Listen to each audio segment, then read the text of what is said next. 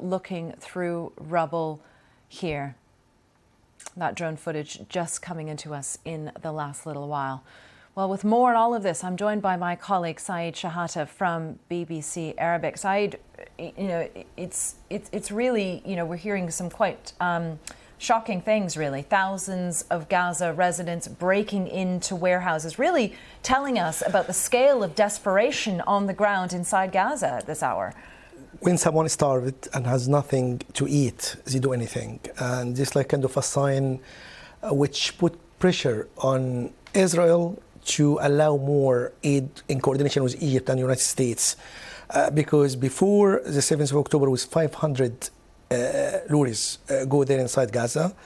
Now it's like, since that, less than 100. So it can tell how big the difference between both. So like these kind of pictures show like how the people are devastated, are affected, and with Israel announcing expanding the aid operation, people need to see on the ground, is this real or not, in order to move from the north to the south. Because as we saw the devastation in central of Gaza, in Deir al-Balah, I know some people living in closest area. It's a huge blow for them because they moved from north to the center and they're on their way to the south, but they can't because of fuel, so there is no transportation.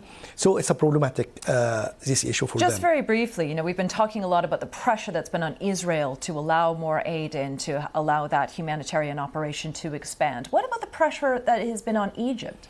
The pressure on Egypt is immense, but Egypt, announced through the president of Egypt, Abdel Fattah al-Sisi, who are willing to help.